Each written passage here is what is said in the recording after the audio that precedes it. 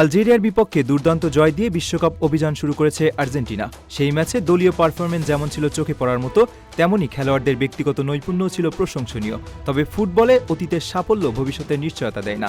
তাই গ্রুপ পর্বের দ্বিতীয় ম্যাচে অস্ট্রিয়ার মুখোমুখি হওয়ার আগে নতুন করে পরিকল্পনা সাজাচ্ছেন কোচ লিওনেল স্কালোনি।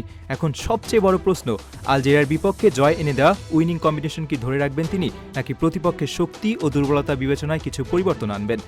কানসাস সিটিতে দলের অনুশীলন ঘিরে রাখা হয়েছে কঠোর গোপনীয়তা।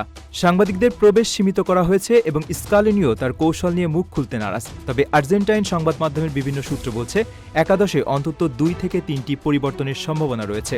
সবচেয়ে বেশি আলোচনা হচ্ছে আক্রমণ ভাগ নিয়ে।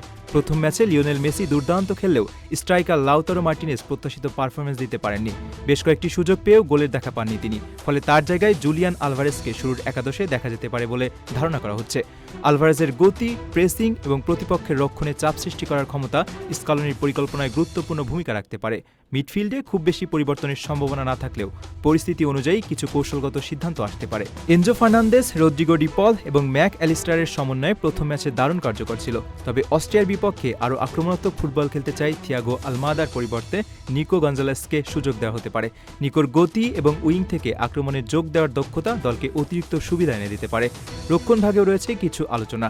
রাইট ব্যাক পজিশনে গঞ্জালো মন্তিয়াল এবং নাহুয়েল মলিনার মধ্যে লড়াই চলছে।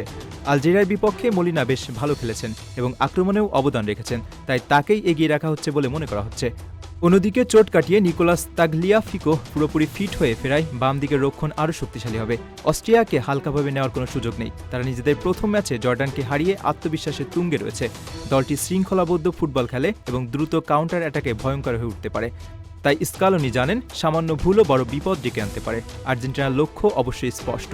এই ম্যাচে জয় পেলে রাউন্ড অফ 32 এর টিকিট প্রায় নিশ্চিত হয়ে যাবে। ফলে দল কোনো ঝুঁকি নিতে চাইবে না। মেসির নেতৃত্বে মাঠে নামা আর্জেন্টিনা শুরু থেকেই ম্যাচের নিয়ন্ত্রণ নিজেদের হাতে রাখতে চাইবে। বলের দখল ধরে রেখে প্রতিপক্ষকে চাপে রাখাই হবে তাদের মূল কৌশল।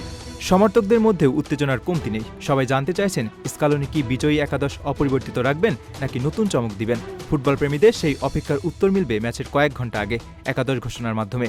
তবে একটি বিষয় নিশ্চিত, অস্ট্রিয়ার বিপক্ষে ম্যাচটি আর্জেন্টিনার জন্য সহজ হবে না। প্রতিপক্ষকে সম্মান জানিয়েই মাঠে নামবে বর্তমান বিশ্ব চ্যাম্পিয়নরা।